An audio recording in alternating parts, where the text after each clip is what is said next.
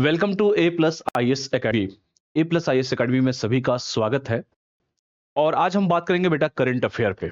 Current affair के कई सारे मुद्दों पर हम लोग बात करेंगे। तीन टॉपिक को हम लेंगे इस करंट अफेयर में, जो सबसे इंपॉर्टेंट टॉपिक है, जो ज्वलंत मुद्दे हैं। पहला जो टॉपिक रहेगा वो है सबरीमाला अयप्पा मंदिर के बारे में हम लोग बात करेंगे। दूसरा बात करेंगे सखारो पुरस्कार 2025 के बारे में बात करेंगे। और तीसरा हम लोग बात करेंगे बेटा केरल जो है चरम गरीबी मुक्त प्रथम राज्य बना है, इसके बारे में हम लोग बात करेंगे। काफी इंपॉर्टेंट होता है करंट अफेयर, आप सभी जानते हैं, क्योंकि मेरा पहला क्लास है और मैं दिल्ली से लाइव क्लास ले रहा हूं। करंट अफेयर का एक बहुत बड़ा रोल होता है और किसी भी परीक्षा में करंट अफेयर जो होता है, जो समसामयिकी जो होती है, वो काफी इंपॉर्टेंट रोल अदा भी करती है। क्योंकि आप जो पढ़ते हैं उसके साथ साथ जो है करंट अपडेट, चूंकि परीक्षाओं में ऐसे ही क्वेश्चन भी पूछे जाते हैं, स्टैटिक पोर्शन के साथ साथ जो है आपके करंट अपडेट भी क्वेश्चंस आपसे पूछे जाते हैं। उन्हीं सबको लेते हुए जो है सबसे पहले जो है इस टॉपिक को मैं चालू कर रहा हूं। सबसे पहले मैंने टॉपिक कहा कि सबरीमाला अयप्पा मंदिर के बारे में हम लोग बात करेंगे। दूसरा सखाराव पुरस्कार 2025 के बारे में बात करेंगे। और तीसरा हम बात करेंगे केरल जो है चरम गरीबी मुक्त प्रथम राज्य जो है, इसके बारे में हम लोग बात करते हैं। तो आइए स्टार्ट करते हैं। सबसे पहला हमारा जो आज का टॉपिक है उसके बारे में बात करते हैं। बात करते हैं सबरीमाला मंदिर की। चूंकि आर्ट एंड कल्चर आप सभी को पढ़ना है, हिस्ट्री में जो आर्ट एंड कल्चर है, कला और संस्कृति जो है, वो आपको टॉपिक पढ़ना ही है। और कला और संस्कृति में जो है आपने सबरीमाला मंदिर, जो कि काफी ज्वलंत मुद्दा है, कई बार चर्चा में आ चुका है, पेपर में लगातार क्वेश्चन भी इसे पूछे जा रहे हैं। अभी हाल ही में चूंकि देश की महामहिम राष्ट्रपति जो है द्रौपदी मुर्मू जी ने जो है, चूंकि 22 अक्टूबर को अगर हम बात करें, तो जो सबरीमाला में जो है जो अयप्पा मंदिर में दर्शन करने वो गई भी थी। और वो देश की पहली ऐसी राष्ट्रपति बनी है। आप जानते हैं कि देश की प्रथम, अगर बात किया जाए, चूंकि ये तो दूसरी राष्ट्रपति है, लेकिन ये पहली ऐसी महिला राष्ट्रपति है जिन्होंने जो है इस मंदिर, जो सबरीमाला का जो अयप्पा मंदिर है, उस मंदिर में जो है इन्होंने दर्शन किया है। और ये देश की पहली महिला राष्ट्रपति भी ये बनी है। चूंकि इसके पहले प्रतिभा देवी सिंह पाटिल राष्ट्रपति रह चुकी हैं और ये दो दूसरी राष्ट्रपति रही हैं, द्रौपदी मुर्मू जी। लेकिन ये पहली ऐसी राष्ट्रपति, महिला राष्ट्रपति हुई हैं जो अयप्पा मंदिर, जो कि सबरीमाला में जो है, जो कि केरल में सबरीमाला पड़ता है, और वहां के अयप्पा मंदिर में इन्होंने दर्शन किए हैं। और साथ ही मंदिर में जो है, चूंकि कई सारे मतलब मंदिर में आपने देखा भी होगा कि सोने की चोरी के मामले में जो है जो एसआईटी जो है द्वारा जांच भी की जा रही है। और ये सारी चीजों पे हम लोग एक एक करके बात करेंगे, चूंकि सबरीमाला पे मेन फोकस हमारा होगा। तो आइए हम बात करते हैं बेटा सबरीमाला मंदिर के बारे में।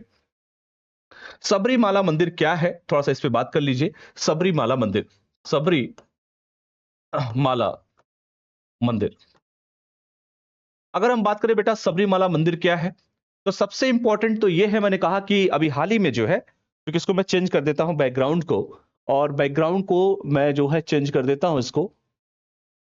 ठीक है, चलिए, तो ये कलर मैं चेंज कर देता हूं इसको। चलिए, तो बात करता हूं बेटा सबरीमाला मंदिर के बारे में। चलिए, एक एक करके हम लोग बात करेंगे, बड़े आराम से क्लास करेंगे हम लोग। सबरीमाला मंदिर, मैंने कहा कि 22 अक्टूबर को, चूंकि आज मैंने कहा कि 22 अक्टूबर को देश की महामहिम राष्ट्रपति, देश की प्रथम राष्ट्रपति द्रौपदी मुर्मू जी ने जो है चूंकि वहां पर दर्शन किए हैं। और सबरीमाला चूंकि क्या है, अयप्पा जो मंदिर है, ये बेसिकली यहां पर कौन सा मंदिर है बेटा, अयप्पा, अयप्पा मंदिर।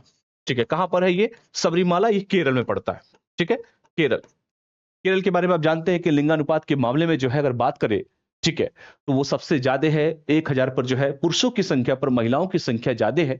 और यह किस भगवान को समर्पित है बेटा, भगवान अयप्पा को समर्पित है। किस भगवान को, भगवान अयप्पा को समर्पित है, अयप्पा। ठीक है, ये अयप्पा को समर्पित है। कई बार परीक्षा में आपसे यह भी पूछा सकता है कि जो सबरीमाला का मंदिर है वो किसको समर्पित है। अभी हाल ही में इस सबरीमाला मंदिर में 22 अक्टूबर का चूंकि दिन था, 22 अक्टूबर 2025 को कौन गई थी, देश की राष्ट्रपति, देश की राष्ट्रपति कौन, द्रौपदी मुर्मू जी। ठीक है, याद रखिएगा, द्रौपदी मुर्मू जी, मुर्मू जी चूंकि यहां पर गई भी थी, देश की जो महामहिम राष्ट्रपति है द्रौपदी मुर्मू जी गई। ठीक है, ये प्रथम राष्ट्रपति है, याद रखिएगा, ये प्रथम राष्ट्रपति है जो गई है, प्रथम राष्ट्रपति। क्योंकि एक एक चीजों को मैं लिख के इसीलिए बता रहा हूं ताकि वो चीजें आप सभी को याद रखिएगा। प्रथम राष्ट्रपति जो यहां पर गई है, याद रखिएगा। और मैंने कहा कि यह मंदिर चूंकि वर्ष में हमेशा नहीं खुलता है, कुछ निश्चित समय पर खुलता है। यहां पर जो मंदिर है, जो अयप्पा मंदिर है, जो सबरीमाला मंदिर है, जहां पर भगवान अयप्पा की बात हम कर रहे हैं, यह मंदिर हमेशा नहीं खुलता है, कुछ निश्चित समय पर खुलता है। तो ऐसा नहीं कि हमेशा खुले, ठीक है। तो याद रखिएगा, चूंकि नवंबर से लेकर जनवरी तक ये खुलता है अगर बात किया जाए, और लाखों श्रद्धालु यहां पर आते हैं और 41 दिनों का व्रत रखकर जो है तीर्थ यात्रा यहां पर करते हैं। कितने? 41 डेज। याद रखिएगा, 41 डेज का जो है क्या करते हैं? व्रत रखते हैं, ठीक है, रखते हैं। और मैंने कहा कि कब से कब तक खुलता है ये? नवंबर टू जनवरी। याद रखिएगा, नवंबर से जनवरी ये खुलता है। क्योंकि आप लोग बेसिक अभी इंफॉर्मेशन दे रहा हूं, इसलिए मैं लिख के हर चीजें बता रहा हूं। तो याद रखिएगा, जो सबरीमाला मंदिर है ये हमेशा नहीं खुलता है, कुछ निश्चित समय पर खुलता है, जैसे मंडलम कहा जाता है। अगर वो निश्चित समय की बात की जाए, तो जब भी आप कोई पेपर दोगे या कोई भी टॉपिक आप लिखोगे, कैसे? जैसे बीच में मैंने लिखा सबरीमाला मंदिर, यानी कि हम जो एग्जामिनर है वो ये चाहता है कि सर आप इसके बारे में थोड़ा सा बताओ, सबरीमाला मंदिर है क्या? सबरीमाला मंदिर किस भगवान को समर्पित है? तो भगवान अयप्पा को समर्पित है, याद रखिएगा। और एक एडिशनल इंफॉर्मेशन था कि 22 अक्टूबर 2025 को देश की जो पहली राष्ट्रपति ऐसी बनी है जिन्होंने यहां पर जाकर पूजा अर्चना की है, राष्ट्रपति द्रौपदी मुर्मू जी। मैंने ये भी कहा कि ये हमेशा नहीं खुलता है, कुछ पर्टिकुलर निश्चित समय पर जो है ये मंदिर खोला जाता है। ये इंफॉर्मेशन चूंकि मैं लिखकर इसीलिए बता रहा हूं ताकि सारी चीजें आपको क्रिस्टल क्लियर रहे, कोई दिक्कत आप सभी को ना हो। ये भी पूछा जा सकता है कि कितने दिनों के लिए ये खोला जाता है? तो 41 दिनों के लिए कहा जाए, नवंबर से लेकर जनवरी के बीच में बेटा 41 दिनों का लोग यहां पर व्रत रखकर तीर्थ यात्रा यहां पर करते हैं। और तीर्थ यात्री जो होते हैं, मैं अगले पेज पे आपको बता दूं, जो तीर्थ यात्री होते हैं, याद रखिएगा, तीर्थ यात्री, याद रखिएगा, जो तीर्थ यात्री होते हैं वो कौन सा वस्त्र धारण करते हैं, ये भी पूछा जा सकता है। तो वस्त्र जो धारण करते हैं, क्योंकि हर आदमी का एक पोशाक होता है, आप स्कूल जाते हैं, पढ़ते हैं, एक यूनिफॉर्म होता है। तो ये तीर्थ यात्रा जो लोग करते हैं वो काले वस्त्र धारण करते हैं। कौन सा वस्त्र धारण करते हैं बेटा? ब्लैक, काले वस्त्र धारण करते हैं, काले वस्त्र याद रखिएगा धारण करते हैं। क्योंकि मैं एक एक चीज इसलिए बता रहा हूं कि अभी बेसिक आपको इंफॉर्मेशन देना है, भी आप लोग फाउंडेशन में है, इसीलिए ये सारी चीजें आपको बता रहा हूं। जैसे जैसे हम लोग थोड़ा सा प्रो लेवल पर चलेंगे, अभी तो हम लोग बेसिक से चल रहे हैं, जैसे जैसे हम लोग बेटा प्रो लेवल पर चलेंगे, सारी चीजें जो है हम लोग क्या करते रहेंगे, सारी चीजों को लेकर हम लोग और अच्छे से काम करते रहेंगे, ठीक है बेटा? तो एकदम परेशान नहीं होना है, कि हमारी पूरी कोशिश है कि जितना हो सके मैं आप सभी को देता रहूं। मैंने ये कहा कि 41 दिनों का, चूंकि यहां पर दिनों का जो है व्रत रखा जाता है, और ये लोग काला वस्त्र धारण करते हैं, याद रखिएगा। और ये लोग बेसिकली 2 थैलियां लेकर जाते हैं। क्या करते हैं? तीर्थयात्री 2 थैलियां लेकर जाते हैं, 2 थैलियां, याद रखिएगा।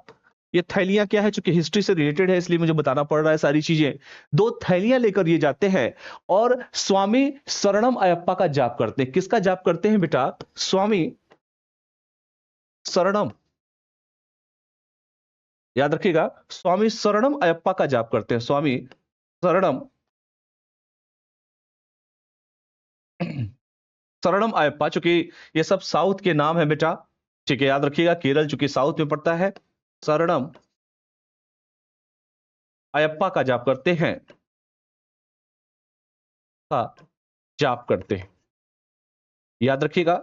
शरणम अयप्पा का बेटा ये लोग क्या करते हैं? शरणम अयप्पा का ये लोग जाप करते हैं, ठीक है, ये भी याद रखिएगा। और सबसे इंपॉर्टेंट है कि मंदिर में जो है वावर स्वामी, याद रखिएगा कि जो यात्री हैं मंदिर में वावर, वावर स्वामी का मतलब क्या है? चूंकि हिस्ट्री से रिलेटेड है और मैं आपको हिस्ट्री भी पढ़ाऊंगा, यानी कि मुस्लिम संत। वावर जो स्वामी का मतलब होता है मुस्लिम संत, मुस्लिम संत होता है, याद रखिएगा। वावर स्वामी का मतलब होता है बेटा मुस्लिम संत। और मल्लिकापुरम देवी के मंदिर भी है इस मंदिर में, याद रखिएगा, वावर स्वामी। और याद रखिएगा, जो यात्रा करने लोग जाते हैं तो मंदिर में वावर स्वामी यानी कि मुस्लिम संत, और मल्लिकापुरम देवी मंदिर, मल्लिकापुरम देवी मंदिर, वावर संत और मल्लिकापुरम देवी मंदिर भी यहां पर है, जो कि धार्मिक सद्भाव के लिए होता है, भी है। तो 2 से 3 चीजें आपको याद होगी कि स्वामी शरणम अयप्पा का ये लोग जाप करते हैं, तीर्थयात्री 2 थैलियां लेके जाते हैं, ये लोग काला वस्त्र धारण करते हैं। और मंदिर में सबसे इंपॉर्टेंट मैंने कहा कि वावर स्वामी यानी कि मुस्लिम संत और मल्लिकापुरम देवी के मंदिर भी हैं, चूंकि धार्मिक सद्भाव का ये क्या है बेटा, ये प्रतीक भी है। ये भी आप सभी को जानना चाहिए। मैंने कहा कि करंट अफेयर इसलिए ना पढ़िए कि सिर्फ वनडे एग्जाम की तरह जो है रट्टा मार के चले गए कि भैया देखो किस डेट को जो है, ये तो जानना ही जानना है आपको कि भैया इसमें आखिर प्रॉब्लम क्या है, मेन चीजें क्या है। लेकिन सबसे इंपॉर्टेंट बेटा यही होता है कि हम लोग को यह भी तो पता हो कि आखिर इसकी बेसिक इंफॉर्मेशन जो है वो कम से कम हमको जानना चाहिए कि भाई काला वस्त्र धारण करते हैं, वावर स्वामी का मतलब क्या होता है। यही आपके आर्ट एंड कल्चर में ये सब क्वेश्चन आपसे हिस्ट्री में पूछा जाएगा। याद रखिएगा जितनी भी इंफॉर्मेशन मैंने आप सभी को दिया। अगर इसकी ऐतिहासिक पृष्ठभूमि की बात करूं तो इस मंदिर की जो स्थापना हुई थी, जो मंदिर की स्थापना की बात की जाए कि भैया इसकी मंदिर की स्थापना आखिर हुआ कब था। इस मंदिर की स्थापना 800 वर्ष पूर्व मानी जाती है। कब बेटा, 800 वर्ष पूर्व मानी जाती है, मानी जाती है। क्योंकि लिख लिख के इसलिए बता रहा हूं कि अभी आप लोग फाउंडेशन में है, इसलिए थोड़ा सा बताना जरूरी है। और इसका उल्लेख किस में मिलता है बेटा, प्राचीन ग्रंथों में है। इसका जो उल्लेख है, उल्लेख अगर कहा जाए कहां मिलता है, तो ये हमारे जो प्राचीन ग्रंथ हैं, प्राचीन ग्रंथों में भी इसका उल्लेख मिलता है। प्राचीन ग्रंथों में, ठीक है, इसका उल्लेख कहां मिलता है, तो प्राचीन ग्रंथों में बेटा उल्लेख मिलता है। पौराणिक जो हमारी कथाएं हैं, उस कथाओं के तो अनुसार यह कहा गया है कि अयप्पा, शिव और मोहिनी यानी कि विष्णु का स्त्री रूप, याद रखिएगा। पौराणिक की बात अगर हम करें, पौराणिक कथाओं की बात अगर हम करें बेटा, तो पौराणिक कथाओं के अनुसार, मैं लिख ही दे रहा हूं, पौराणिक कथाओं के अनुसार, पौराणिक कथाओं के अनुसार याद रखिएगा सबसे इंपॉर्टेंट क्या है बेटा, तो पौराणिक कथाओं के अनुसार जो अयप्पा शिव, याद रखिएगा अयप्पा, अयप्पा शिव तथा अयप्पा शिव तथा मोहिनी यानी कि विष्णु का स्त्री रूप, मोहिनी विष्णु का स्त्री रूप, मोहिनी विष्णु का स्त्री रूप के पुत्र हैं, याद रखिएगा ये पुत्र हैं, याद रखिएगा। सबसे इंपॉर्टेंट, जिन्होंने क्या किया था, महिषी नामक राक्षसी का वध किया। जिन्होंने, याद रखिएगा, जिन्होंने महिषी नामक जो राक्षसी थी, राक्षस दैत्य राक्षसी का वध किया था। वध यानी कि उसको मार दिया था, वध किया, ठीक है। तो याद रखिएगा ये बेसिक इंफॉर्मेशन है। और सबसे इंपॉर्टेंट तो ये है कि इस मंदिर का बेसिकली निर्माण किसने किया। तो इस मंदिर का अगर हम निर्माण करें बेटा, तो इस मंदिर का निर्माण करने वाला और कोई नहीं, इस मंदिर का निर्माण किया था राजा राजशेखर ने करवाया था। याद रखिएगा, राजा राजशेखर ने करवाया था।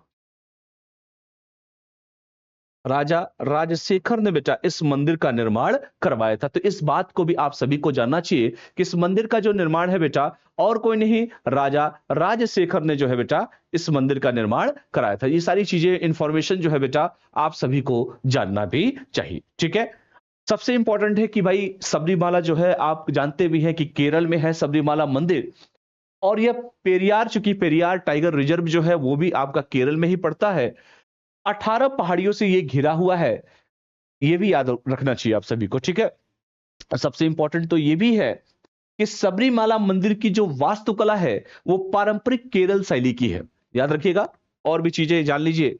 सबरीमाला का जो वास्तुकला है, वास्तुकला की बात अगर हम करें इस सबरीमाला मंदिर की, तो सबरीमाला मंदिर की जो वास्तुकला है, लिख लीजिए, सबरीमाला मंदिर की वास्तुकला कैसी है बेटा, तो सबरीमाला मंदिर की जो वास्तुकला है बेटा, वो बेसिकली अगर कहा जाए तो केरल शैली की। किस शैली की है बेटा, ये केरल शैली की, केरल शैली की, शैली की। तो ये भी पॉइंट आपको याद रखना, हिस्ट्री में चूंकि सारा काम देगा बेटा, जितना मैं लिखवा रहा हूं ना ये सारी चीजें, मैं ये समझिए कि आप लोग ऑफलाइन की तरह मुझसे पढ़ रहे हो, इसीलिए लिखवा रहा हूं। मैं चाहता तो पीपीटी बना देता, आके बस लाइन कहानी सुना देता, उससे काम नहीं चलने वाला है। लिखना पड़ेगा, प्रीलिम्स में हो या मेंस में हो बेटा, पढ़ना तो पड़ेगा ही। और ये जो वास्तुकला है ना, केरल शैली की जो वास्तुकला है, ये वास्तुकला सरल और आध्यात्मिक है। कैसी है बेटा? सरल है और आध्यात्मिक है। आध्यात्मिक है, सरल और आध्यात्मिक है। ये जो वास्तुकला है बेटा वो कैसी है? तो ये वास्तुकला बेटा सरल भी है और आध्यात्मिक है। इस चीज को भी आप सभी को बेटा जानना चाहिए, क्योंकि हर चीजें मैं आप सभी को इसीलिए बता भी रहा हूं कि ये सारी चीजें आप सभी को जानना चाहिए। अगर इसके स्ट्रक्चर की बात करें कि भाई इसकी संरचना कैसी है, तो इसकी जो मुख्य संरचना की बात करेंगे तो स्वर्ण छत जो है वो स्वर्ण है। और गर्भगृह में कहा जाए तो अयप्पा की जो मूर्ति है बेटा वो योग मुद्रा में स्थापित की गई है। ये भी सब आप सभी को जानना चाहिए, ठीक है। तो इसके स्ट्रक्चर में जो मैंने कहा संरचना कैसी है, अगर स्ट्रक्चर की बात की जाए कि इसकी संरचना बेटा है कैसी, तो इसकी संरचना याद रखिएगा, मुख्य जो संरचना है वह छत जो है वो सोने की है। जो स्वर्ण छत है, स्वर्ण छत है, यानी कि जो ऊपर का जो बेस कहा जाए वो कॉपर प्लेटेड है। ये स्वर्ण छत कैसा है बेटा? कॉपर प्लेटेड, कॉपर प्लेटेड है, ठीक है, याद रखिएगा स्वर्ण छत है। और गर्भगृह में जो बात करें, अयप्पा की मूर्ति जो है, लिख लीजिए गर्भगृह में, ये जो गर्भगृह है लिख लीजिए ऐसे कि गर्भगृह में अयप्पा जो गर्भगृह है, उस गर्भगृह में अगर हम बात करें बेटा, तो गर्भगृह में अयप्पा की मूर्ति जो है, अयप्पा की मूर्ति जो है वो किस फॉर्म में है बेटा?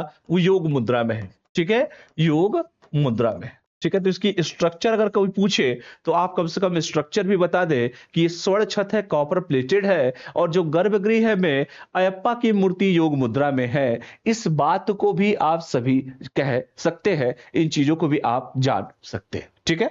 तो अगर सबरीमाला मंदिर से कोई भी क्वेश्चन आए, याद रखिएगा, क्योंकि सबरीमाला मंदिर के जो देवता हैं भगवान अयप्पा को जो है चीर ब्रह्मचारी माना जाता है, यह भी याद रखिएगा। और सबरीमाला मंदिर का इतिहास आप सभी जानते हैं कि सबरीमाला मंदिर में जो है महिलाओं के प्रवेश पर लंबे समय से विवाद हुआ है। जो मंदिर की परंपरा के अनुसार क्या था, उन महिलाओं का प्रवेश वर्जित था, आप सभी जानते भी हैं।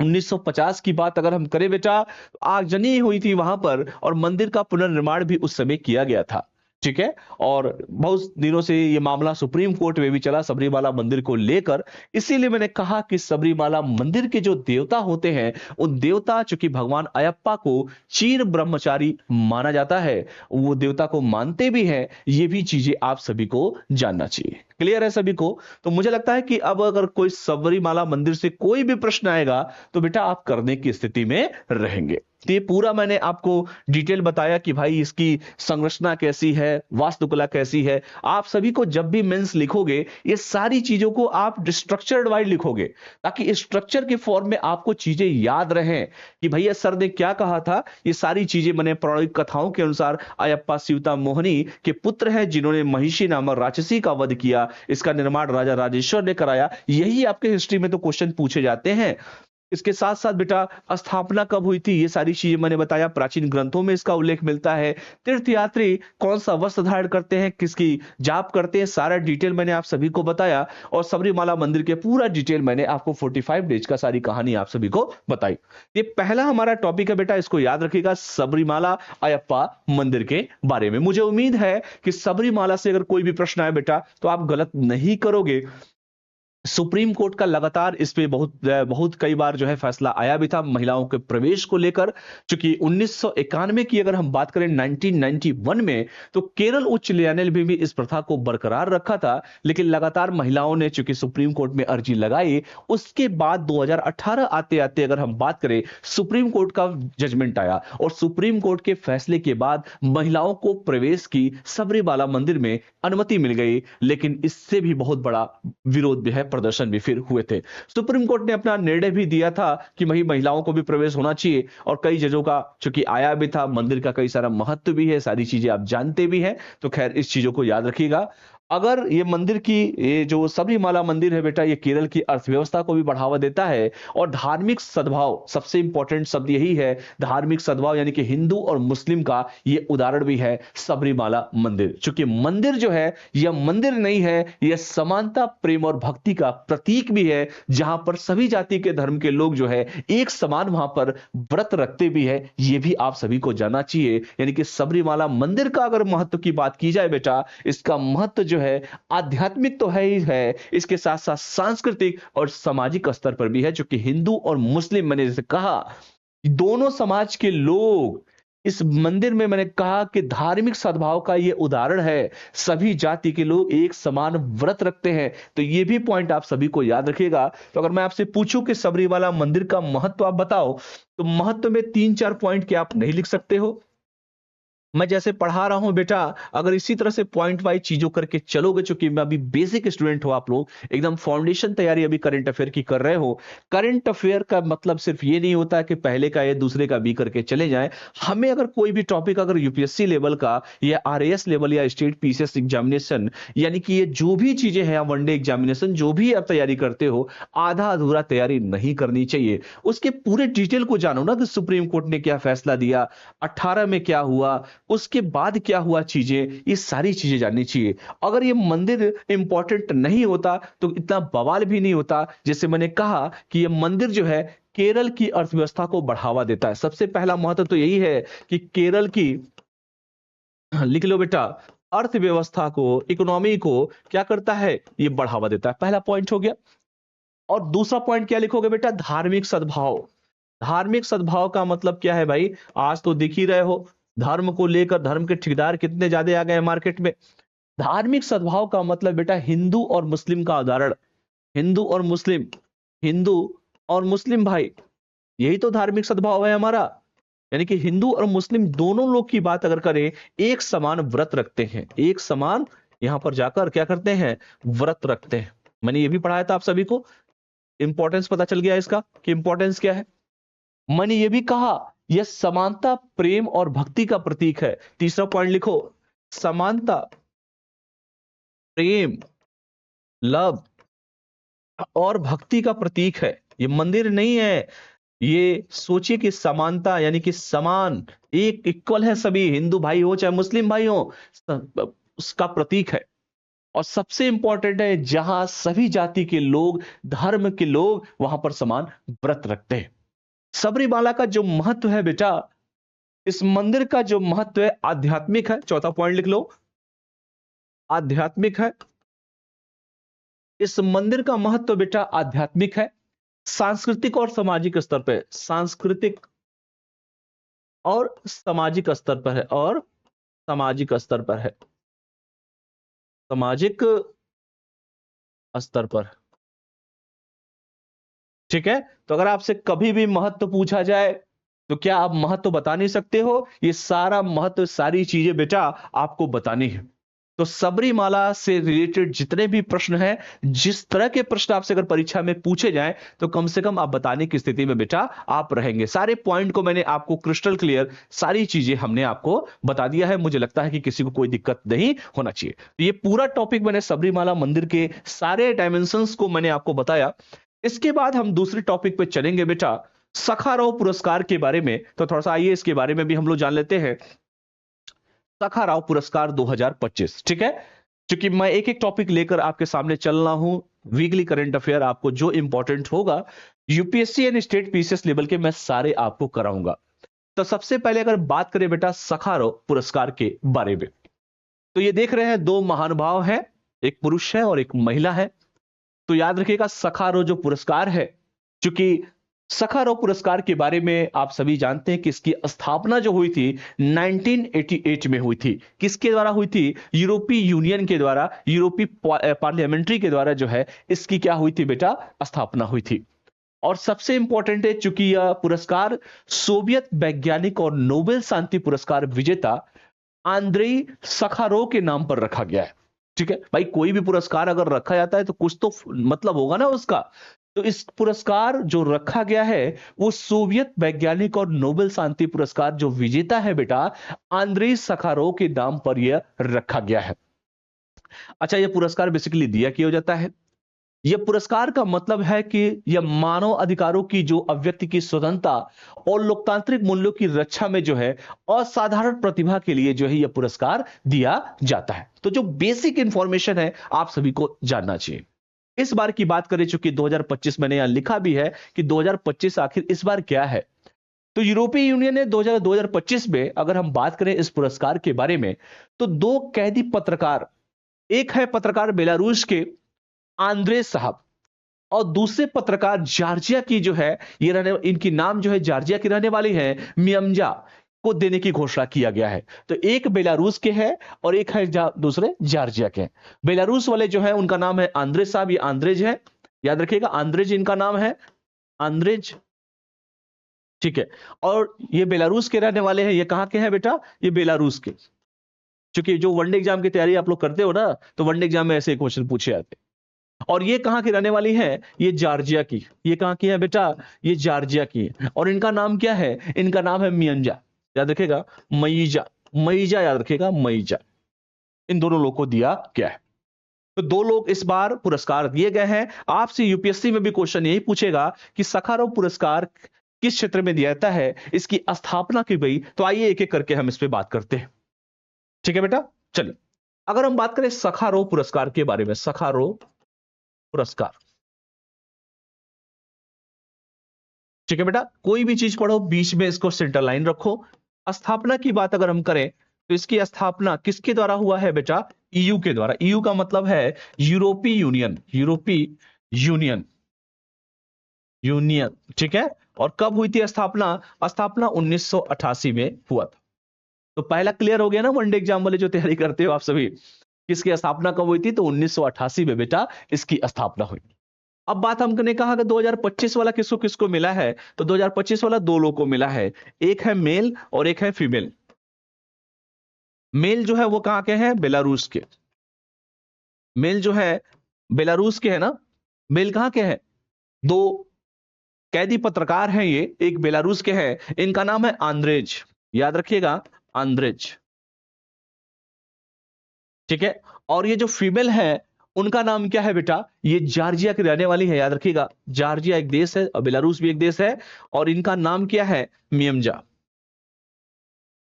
ठीक है। तो ये आपका क्या है, ये 2025 के लिए बस इतना ही जानना है आप सभी को। भाई हर साल तो सखारोव पुरस्कार दिया जाएगा, लेकिन 2025 वाला आपसे बस ये जानना है कि ये बेलारूस के आंद्रेस साहब और जॉर्जिया की मियामजा, और ये दोनों क्या है? दो कैदी पत्रकार, दो कैदी पत्रकार। और बहुत शौक हो जानने का ये लोग क्या काम करते हैं, तो ये दो कैदी पत्रकार हैं, ठीक है। एक बेसिक इंफॉर्मेशन की, अगर बच्चा कोई पहली बार करंट अफेयर मेरा पढ़ रहा हो तो उसको मालूम हो कि करंट अफेयर एक्चुअली पढ़ते कैसे हैं। बहुत लोग यहाँ पढ़ा रहे हैं आप सभी को, लेकिन ए प्लस के द्वारा इसीलिए आपको उस तरीके से आपकी तैयारी कराई जा रही है कि तब बेसिक इंफॉर्मेशन भी आपको कम से कम पता रहे। उसके बाद धीरे धीरे प्रो लेवल पे हम लोग धीरे धीरे करते जाएंगे। अभी तो हम ए लेवल पे हैं, अभी धीरे धीरे हम ए प्लस प्लस पे आएंगे, ए प्लस प्लस पे जाएंगे, ये सारी चीजों पे हम बात करेंगे। तो इसकी स्थापना ईयू, यूरोपीय यूनियन के द्वारा 1988 में दो पत्रकार, एक मेल है एक फीमेल है, एक बेलारूस की है एक जॉर्जिया की है। बेलारूस वाले का नाम आंद्रेज है, जॉर्जिया वाले का नाम मियामजा है। इतना इंफॉर्मेशन मुझे आप सभी को मैंने दे दिया। अब बात करते हैं ये पुरस्कार किसके नाम पर रखा गया, किसकी याद में। यह पुरस्कार जो है बेटा, याद रखिएगा, यह पुरस्कार जो है किसकी स्मृति, किसकी याद में, गर्लफ्रेंड की याद में किया गया है? नहीं, यह पुरस्कार जो है बेटा सोवियत वैज्ञानिक, याद रखिएगा, यह पुरस्कार सोवियत वैज्ञानिक, सोवियत वैज्ञानिक, याद रखिएगा, यह पुरस्कार सोवियत वैज्ञानिक और नोबेल शांति विजेता जो है, और नोबेल शांति पुरस्कार विजेता, नोबेल शांति पुरस्कार, नोबेल शांति पुरस्कार जो विजेता है, जिनका नाम क्या है बेटा? उनका नाम है आंद्रेई सखाराव, आंद्रेई, आंद्रेई सखाराव, आंद्रेई सखाराव, सखाराव के सम्मान में, के सम्मान में, ठीक है। तो यह पुरस्कार दिया जाता है, याद रखिएगा। और किसको दिया जाता है? क्या सभी को दे दिया जाता है क्या? नहीं, ऐसे व्यक्तियों या समूह को दिया जाता है जिन्होंने मानव अधिकारों, ह्यूमन राइट्स की बात कर रहा हूं, मानव अधिकारों किसको दिया जाता है? तो मानव अधिकारों के लिए जो काम करे, या अभिव्यक्ति की स्वतंत्रता, याद रखिएगा, अभिव्यक्ति की स्वतंत्रता, अभिव्यक्ति की स्वतंत्रता। ये सब पॉलिटी जब पढ़ेंगे तो आपको फंडामेंटल राइट क्या होता है, डीपीएसपी क्या होता है, राज्य के नीति निर्देशक तत्व क्या होते हैं, सब पढ़ाया जाएगा।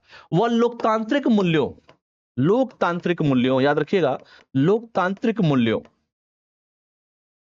ठीक है, लोकतांत्रिक मूल्यों में जो बेस्ट परफॉर्मेंस की रक्षा में असाधारण जिन्होंने योगदान दिया है, चाहे मानवाधिकार के क्षेत्र में हो, अभिव्यक्ति की स्वतंत्रता के क्षेत्र में हो, या अगर हम बात करें बेटा लोकतांत्रिक मूल्यों की रक्षा में असाधारण योगदान देने वाले को, असाधारण योगदान देने वाले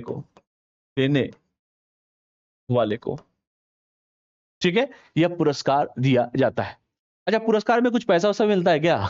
तो पुरस्कार में बेटा याद रखना, इस पुरस्कार में 50,000 यूरो दिया जाता है, यानी कि 45 लाख रुपए की, लगभग अपने भारत के हिसाब से बात करें बेटा तो 45 लाख रुपए की राशि दी जाती है। कितना दिया जाता है बेटा? 50,000 यूरो। अगर भारत के हिसाब से बात करें तो 45 लाख रुपए की राशि, ठीक है, तो ये भी याद रखना, क्योंकि ये तो हमेशा काम देगा। सखारोव पुरस्कार जितनी बार पढ़ोगे उतनी बार ये सारी चीजें काम देंगी। ये बस एडिशनल था कि भाई 2 लोगों को इस बार मिला है। यही खूबसूरती है कि आप कम से कम उसका इंफॉर्मेशन आपके पास रहे, कि भाई आपको कम से कम जो है ये पता हो कि भैया ये पुरस्कार इस बार कितने लोगों को मिला है। बाकी तो हर साल इसी तरह से पूछे जाएंगे, ठीक है। इसके बहुत सारे विजेता भी हैं, आप जानते हैं कि इसके पूर्व में अगर बात की जाए, पहले की बात अगर हम करें सखारोव पुरस्कार, तो नेल्सन मंडेला का नाम सुना होगा। इसके पहले की अगर हम बात करें बेटा, नेल्सन मंडेला जो दक्षिण अफ्रीका के गांधी कहे जाते थे। मलाला यूसुफजाई का नाम आपने सुना होगा, जो पाकिस्तान की थी, आप याद हो, तालिबान के खिलाफ उन्होंने, आपको पता होगा, विरोध किया। डेनिस को भी दिया गया, जो कि कांगो के मानवाधिकार कार्यकर्ता। और ऐसे बहुत से लोग हैं जिनको यह पुरस्कार पहले भी मिल चुका है, ठीक है। ये जो आंद्रे साहब हैं, चूंकि मैंने 2 लोगों का नाम लिया आप सभी को, इसके पूर्व मैंने कहा याद रखिएगा, 2-4 नाम अगर पूछे तो याद रखिएगा। आंद्रे साहब की बात अगर हम करें, चूंकि रहने वाले चूंकि बेलारूस के हैं आंद्रे साहब, और मैंने कहा कि 2 कैदी पत्रकार थे ये, लेकिन ये मानवाधिकार समर्थक भी है। इन्होंने झूठे आरोपों में 8 साल की जेल की सजा भी ये काटे, ठीक है। इन्होंने लोकतांत्रिक आंदोलन और प्रेस की स्वतंत्रता के पक्ष में लगातार रिपोर्टिंग की। देखो, हर व्यक्ति को नहीं मिलता है, कुछ यूनिक व्यक्ति को मिलता है। तो आंद्रे साहब को इसीलिए मिला है कि झूठे आरोप में इनको 8 साल की जेल की सजा हुई थी, और जेल की सजा काटा इस व्यक्ति ने, लेकिन लोकतांत्रिक आंदोलनों और प्रेस की स्वतंत्रता के पक्ष में इन्होंने लगातार रिपोर्टिंग किया, इसलिए इसको इस पुरस्कार दिया गया है। ये बेलारूस के बहुत प्रमुख पत्रकार भी हैं और मानवाधिकार समर्थक हैं। अगर आपसे ये पूछे तो याद रखिएगा, हालांकि इतना नहीं पूछेगा आपसे, ठीक है। तो ये सारी चीजें मैंने कहा कि इसके बारे में आप सभी को जानना चाहिए, ठीक है। तो अगर सखारोव पुरस्कार आपसे पूछा जाए बेटा, तो कम से कम इतनी इंफॉर्मेशन आपको जानना चाहिए। क्लियर है सभी को? बहुत सी चीजें हैं करंट अफेयर में, मैंने कहा बार बार, सखारोव पुरस्कार बेटा हर साल पूछा जाएगा। बस यही फर्क होगा कि 2025 में मान लीजिए 2 लोग को मिला, एक मेल एक फीमेल को मिला, लेकिन हो सकता है कि अगली बार किसी और को मिले। तो सखारोव पुरस्कार की स्थापना कब हुई, किसके द्वारा हुई, ये सारी चीजें आपको, किस किस कंडीशन में किनको दिया जाता है, ये तो आपको पढ़ना ही पढ़ना है। एडिशनल बस यही पढ़ना है कि भाई 2026 में किसी और को दे दिया गया। तो ये सारी चीजें आप सभी को जाननी चाहिए, एक बार आप सभी देख लीजिए।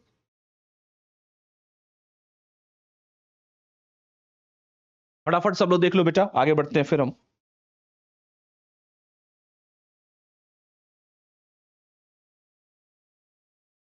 सब लोग देख लीजिए एक बार।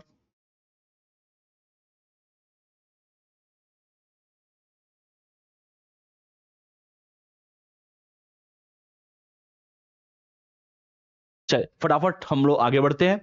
तो मैंने कहा कि इसके पहले मलाला यूसुफजाई जो कि पाकिस्तान की थी, उनको मिला। नेल्सन मंडेला साहब आप जानते हैं, अफ्रीका के गांधी, साउथ अफ्रीका के गांधी, उनको मिला। ऐसे बहुत सारे लोगों को हर साल मिलता रहता है। और सबसे इंपॉर्टेंट है कि यह पुरस्कार जो मिला इस बार, यह पत्रकारों को, जो प्रेस है हमारी लोकतंत्र का चौथा स्तंभ है बेटा, विधायिका, कार्यपालिका और न्यायपालिका, और चौथा यही तो है, प्रेस। ठीक है। यह पुरस्कार, मैंने कहा कि पत्रकारों और मानव अधिकार के जो रक्षक होते हैं उनके साहस और संघर्ष के लिए जो है उनको यह सम्मान दिया जाता है। यह भी चीजें आप सभी को जानना चाहिए। यह पुरस्कार यह दर्शाता है, अप्रिशिएट करता है उनके कामों को। जो लोकतंत्र जो है, जो हमारी डेमोक्रेसी है, न्याय और अभिव्यक्ति की स्वतंत्रता वैश्विक समाज की चूंकि मूल आत्मा है, यह दिखाता है। इसलिए यह पुरस्कार इन सभी को दिया जाता है।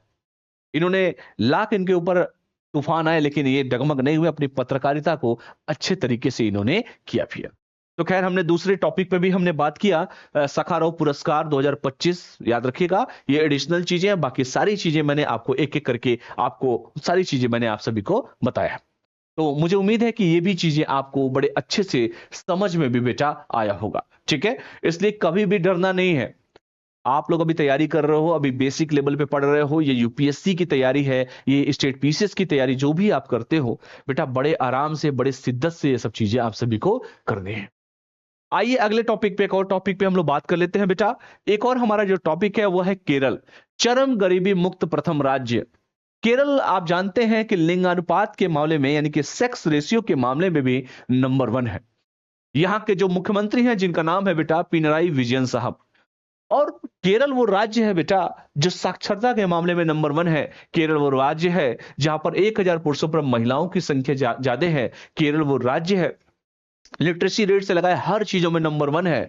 और केरल के बारे में मैंने ये भी कहा अभी हाल ही में, जो मैंने कहा कि केरल के जो मुख्यमंत्री हैं उन्होंने घोषणा किया है राज्य के बारे में, ऑफिशियल रूप से उन्होंने घोषणा किया कि भैया जो हमारा केरल है, जो हमारा साउथ का राज्य केरल है, ये केरल आधिकारिक रूप से, यानी कि ऑफिशियल लेवल से अगर हम बात करें, अत्यंत चरम गरीबी मुक्त राज्य है बेटा, यानी कि free of extreme poverty state घोषित किया है। और तो और इसकी घोषणा इन्होंने इस सेंट्रल स्टेडियम में किया, जो वहां के सीएम साहब हैं, जिनका नाम है पिनराई विजयन।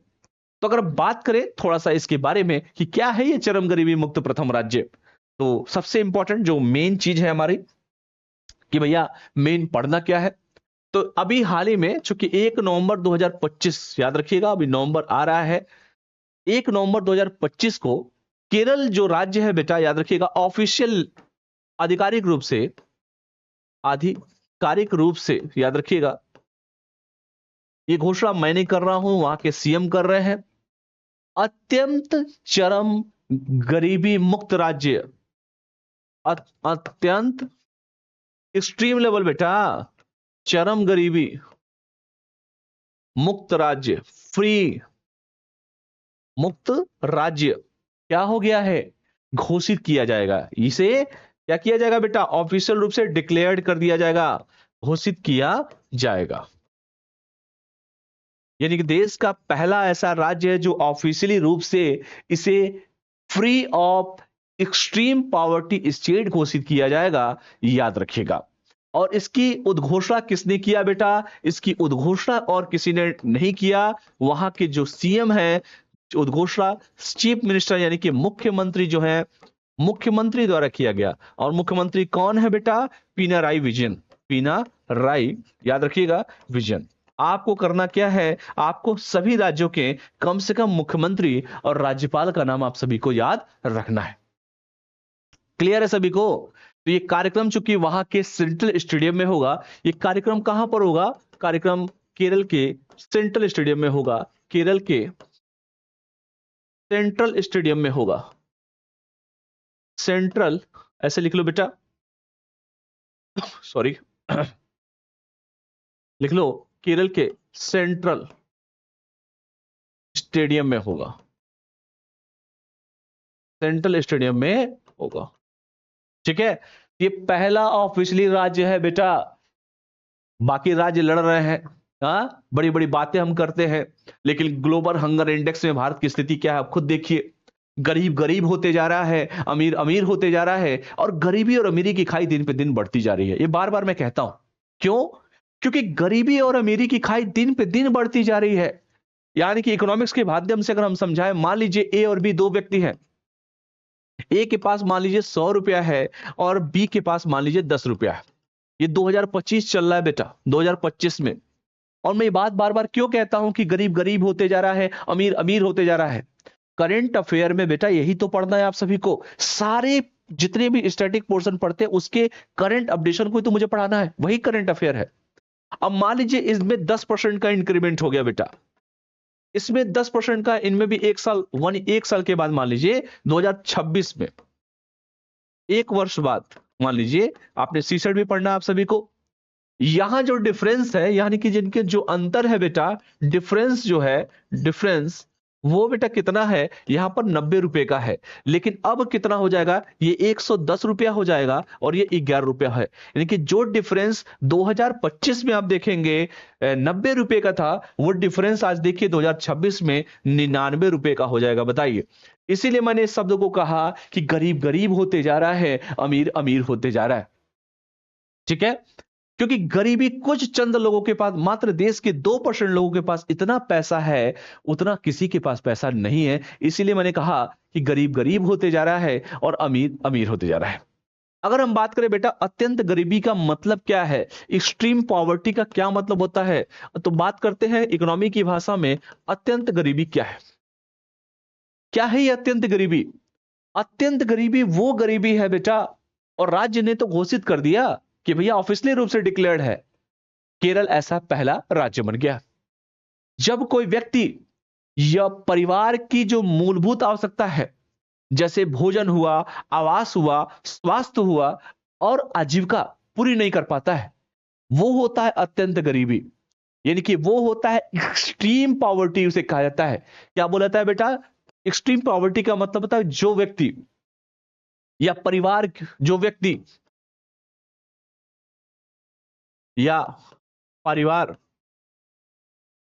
अपने घर की जो मूलभूत आवश्यकताएं हैं, मूलभूत आवश्यकताएं, आप कहेंगे सर मूलभूत आवश्यकताएं क्या है? जैसे भोजन, व्यक्ति को जीने के लिए भोजन चाहिए, रहने के लिए आवास चाहिए, भाई चाहिए कि नहीं चाहिए?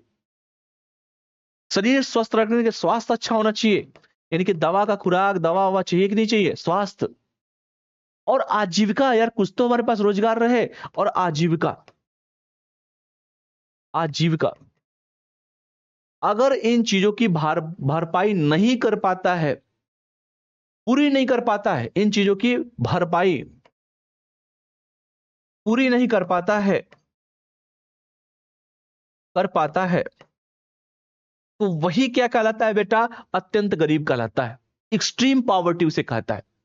और केरल पूरे भारत में बेटा पहला राज्य है जिसने ऑफिशियली डिक्लेयर्ड कर दिया है कि सर ये गरीबी मुक्त राज्य हो गया है। कितनी बड़ी बात है बेटा। इतने राज्य हैं, राज्यों में अपने आप में होड़ मची है, कोई जाति के नाम पर, कोई धर्म के नाम पर लड़ रहे हैं। लेकिन सोचिए जो मूलभूत आवश्यकताएं हैं अगर वो व्यक्ति ना पूरा कर पाए, वो होता है अत्यंत गरीबी। जो व्यक्ति भोजन का व्यवस्था न कर पाए, जो व्यक्ति अपने परिवार को स्वास्थ्य की व्यवस्था न दिल पाए, जो व्यक्ति अपने परिवार को आवास न दिल पाए, आजीविका के साधन उसके पास ना, वो अत्यंत गरीब है बेटा। इंटरनेशनल जो मानक है, जो इंटरनेशनल जो लेवल है, वो क्या कहता है कि अगर कोई व्यक्ति प्रतिदिन $2.15 यानी कि लगभग 180 रुपया से कम पर अगर जीवन यापन करता है, तो वो उसे चरम गरीबी बना जाता है। ये भी याद रखिएगा, ये भी चीज आपसे कही गई है। इंटरनेशनल मानक क्या है? तो अत्यंत गरीबी की परिभाषा ये इकोनॉमी जब पढ़ेंगे तो पढ़ाया जाएगा। जो व्यक्ति, मैंने कहा कि भोजन, आवास की चीजों को नहीं कर पाता है, नहीं उपलब्ध करा पाता, वो गरीब है। और इंटरनेशनल मानक क्या है? अंतरराष्ट्रीय मानक की बात अगर हम करें, अंतरराष्ट्रीय, क्योंकि इसीलिए मैं सारी चीजों को आप लोगों को पूरा डिटेल पढ़ा रहा हूं, क्योंकि अभी अब बेसिक लेवल पे हो, अभी शुरुआती लेवल है। अंतरराष्ट्रीय मानक क्या कहता है बेटा? अंतरराष्ट्रीय मानक ये कहता है कि जो व्यक्ति प्रतिदिन, लिखो, जो व्यक्ति प्रतिदिन कितना बेटा? $2.15 यानी कि 180 रुपया, कितना बेटा? 100 भारत के हिसाब से 180 रुपया से कम पर जीवन यापन करता है, से कम पर जीवन जीता है बेटा, जीवन यापन करता है, उससे कम पर जीवन यापन करता है बेटा, उसे चरम गरीबी में माना जाता है। उसे क्या कहता है? उसे चरम एक्सट्रीम पॉवर्टी कहता है, उसे चरम गरीबी माना जाता है, गरीबी माना जाता है। मैं इसीलिए लिखवा रहा हूं ताकि सारी चीजें आपको क्रिस्टल क्लियर पता रहे बेटा कि चरम गरीबी का मतलब क्या होता है। और केरल, मैंने कहा केरल पहला ऑफिशियल राज्य है। केरल याद रखिएगा, पहला आधिकारिक रूप से ऑफिशियली रूप से आधिकारिक रूप से मुक्त राज्य हो गया है, मुक्त राज्य। समझ रहे हो बेटा? ये जो पढ़ा रहा हूं ये मेंस लेवल तक का पढ़ा रहा हूं मैं आपको, ये छोटा मोटा चीज नहीं बता रहा हूं कि आपको बस सिर्फ पढ़ा के निकल जाओगे केरल में ये हुआ। ये सारी चीजें जाननी चाहिए। इंटरनेशनल मानक क्या कहता है? $2.15 से नीचे अगर कोई जीवन जी रहा है तो बेटा गरीब है, अपनी मूलभूत आवश्यकताओं की पूर्ति नहीं कर पा रहा है तो एक्सट्रीम गरीब है वो। और नीति आयोग, आप जानते हैं पहले योजना आयोग था, लेकिन 1 जनवरी 2015 से नीति आयोग की स्थापना की गई। पहले पंचवर्षीय योजनाएं चलती थी, लेकिन 1 जनवरी 2015 को नीति आयोग की स्थापना किया गया। इसके जो अध्यक्ष होते हैं नीति आयोग के, वो देश के प्रधानमंत्री होते हैं। जो कोई भी भविष्य में प्रधानमंत्री बनेगा वो उसका अध्यक्ष होगा, जो कि इस समय नरेंद्र मोदी जी इसके अध्यक्ष हैं। नीति आयोग ने क्या कहा? नीति आयोग कहता है, जो नीति आयोग है बेटा याद रखना, नीति आयोग क्या कहता है? नीति आयोग का आंकड़ा आया, उसने कहा 2021 का आंकड़ा आया कि 2021 के अनुसार ये क्या कहता है नीति आयोग? इस इंटरनेशनल लेवल ने कुछ और कहा, नीति आयोग ने कहा केरल में गरीबी दर मात्र कितनी गरीबी है? केरल में कितनी गरीबी है बेटा? गरीबी दर मात्र कितनी है पता है? केरल जैसा राज्य जो लिटरेसी रेट इतना हाईएस्ट है, सेक्स रेशियो इतना हाईएस्ट है, हर मामले में नंबर 1 है, वहां पर गरीबी मात्र 0.7% थी। 2021 की बता रहा हूं, 0% थी। ये हम नहीं करे, ये नीति आयोग का रिपोर्ट कर रहा है, जो देश में सबसे कम थी। और ये क्या थी बेटा? देश में सबसे कम, सबसे कम। अभी आप लोग बेसिक स्टूडेंट हैं, इसलिए मुझे सारी डिटेल बताना पड़ रहा है, नहीं तो बीच में मैं सारी चीजों को स्किप कर देता। धीरे धीरे हम लोग पढ़ेंगे बेटा, एकदम basic to initial to top level पढ़ेंगे, लेकिन बने रहिए मेरे साथ। A+IS आपके क्षेत्र में, आपके मतलब जिस एरिया में आप रहते हो वहां के लिए एक मिसाल है बेटा, ठीक है? पूरा प्रयास रहेगा कि जितनी भी बेस्ट चीजें हैं वो आपको मैं दे सकूं, चाहे ऑनलाइन के माध्यम से हो, चाहे ऑफलाइन के माध्यम से हो। और बहुत ही जल्द, चूंकि मैं हिस्ट्री में पढ़ाया, हिस्ट्री में पढ़ाऊंगा भी, और मैं हिस्ट्री पढ़ाता भी हूं, वो सारी चीजें आपको बेस्ट से बेस्ट एजुकेटर आपको इस प्लेटफॉर्म पे मिलेंगे, A+ पे। और सरकार का पूरा प्रयास था कि भाई गरीबी को दूर करना है, गरीबी को दूर किस तरह से करे। और मैंने कहा कि राज्य भर में जो सर्वेक्षण किया गया, मात्र पाया गया 0.7% ऐसे लोग हैं जो बेटा गरीब हैं। तो ये अत्यंत गरीबी का मतलब अगर कोई पूछे तो आप ये सारी चीजें आप सभी को जानेगा। अच्छा, भारत में अगर कोई गरीबी दर पूछे तो भैया क्या बताओगे? मान लो केरल का तो चलो बता दिए, अगर भारत में गरीबी दर की बात की जाए, भारत में गरीबी दर, क्योंकि केरल तो एक राज्य है ना, लेकिन अगर भारत में गरीबी दर पूछे तो क्या बताओगे बेटा? तो कहोगे सर नीति आयोग की जो बहुआयामी रिपोर्ट आई थी 2015-16 से, क्योंकि 15-16 इसलिए कि नीति आयोग की रिपोर्ट के अनुसार, लिखो नीति आयोग की रिपोर्ट के अनुसार, नीति आयोग की रिपोर्ट के अनुसार 2015-16 से 2019-21 के बीच से 2019-21 के बीच 19-21 के बीच लगभग 13.5 करोड़ लोग गरीबी से बाहर निकले हैं। याद रखिएगा, लगभग 13.5 करोड़ लोग गरीबी से बाहर निकले हैं, बाहर निकले। 13.5 करोड़ लोग बेटा गरीबी से बाहर निकले हैं। और भारत में गरीबी दर जो है घटकर कितना हो गई है? लगभग भारत में बात करें बेटा, लगभग गरीबी दर, जो गरीबी दर है बेटा वो कितना हो गई है? वो 11% हो गई है। कितना? 11%, 11% परसेंटेज में आसपास रह गई है। ग्रामीण क्षेत्रों में चूंकि ज्यादा है, 15% से अधिक जो है आबादी ग्रामीण क्षेत्रों में अब भी जो है बहुत मल्टी डायमेंशनल जो पॉवर्टी है हमारी का उसका सामना कर रही है। तो ये सारा डेटा आप सभी को याद रखना है। तो खैर हमने बहुत इंपॉर्टेंट पॉइंट को पढ़ा, चूंकि वीकली मैं आपको करंट अफेयर लेकर आऊंगा। आप लोग अपने कमेंट्स जरूर हमें दें, क्योंकि मैंने सारे डायमेंशंस को बताया कि भारत में गरीबी दर क्या है, नीति आयोग की रिपोर्ट क्या कही, 1516 से 1921 के बीच में क्या आया, 13.5 करोड़ लोग जो है बेटा गरीबी से बाहर निकले, इसको याद रखिएगा।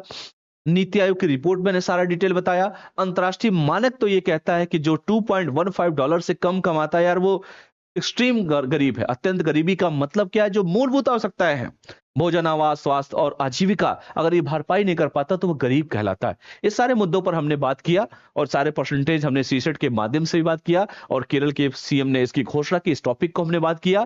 तो सारे मुद्दों पर हम लोगों ने जो बात किया, क्योंकि सखारोव पुरस्कार के बारे में 1988 में स्थापना हुई, इसके बारे में हमने चर्चा किया। और सबसे इंपॉर्टेंट तो बेटा हमने बात किया किसके बारे में? तो बात किया सबरीमाला अयप्पा मंदिर के बारे में हमने बात किया। तो ये जितने भी टॉपिक मैंने पढ़ाए हैं एकदम इंपॉर्टेंट टॉपिक है, जो आपके यूपीएससी में, स्टेट पीसीएस में, वनडे में, सबके लिए इंपॉर्टेंट है। बशर्ते अपने हिसाब से, जैसे वनडे में मान लो पूछ लेगा कि सखारोव पुरस्कार 2025 किसको किसको मिला है, अयप्पा मंदिर के बारे में पूछ लेगा अयप्पा मंदिर कहां पर है, ठीक है। ये क्वेश्चन पूछ लेगा मान लीजिए कि भाई सबरीमाला मंदिर कहां पर है, सुप्रीम कोर्ट का निर्णय कब आया, महिलाएं कब प्रवेश की, ये सारी चीजें मतलब वनडे में पूछ लेता है। यूपीएससी में 3 स्टेटमेंट बना के क्वेश्चन पूछ लेगा। डरना नहीं है, एकदम बेसिक से धीरे धीरे जीरो से हीरो तक हम पहुंचाएंगे आप सभी को, इसकी गारंटी मेरी है। हिस्ट्री भी पढ़ाऊंगा मैं आप सभी को। तो हर टॉपिक, जैसे ये टॉपिक पढ़ाया, ये हिस्ट्री से रिलेटेड टॉपिक था। पुरस्कार है, चूंकि इंटरनेशनल रिलेशन पढ़ना है, इंटरनेशनल चीजें पढ़नी है, वो भी मैंने पढ़ाया आप सभी को। इकोनॉमी के माध्यम से मैंने केरल वाला पढ़ाया आप सभी को। तो मुझे उम्मीद है कि आप लोग को चीजें बड़ी अच्छी लगी होंगी। आप लोग अपने कमेंट, अपने सुझाव जरूर कमेंट बॉक्स में दें। तो फिर मिलते हैं हम नेक्स्ट क्लास में। बहुत बहुत धन्यवाद। जो लोग नए हो चैनल को लाइक शेयर सब्सक्राइब जरूर कीजिए, बेल आइकन को प्रेस कीजिए, ताकि जब भी हमारी क्लास हो या किसी भी टीचर की क्लास हो, A+IS के प्लेटफॉर्म पे आपको नोटिफिकेशन सीधे वहां पर पहुंच सके। चलिए बहुत बहुत धन्यवाद, मिलते हैं नेक्स्ट क्लास में। थैंक यू, नमस्कार।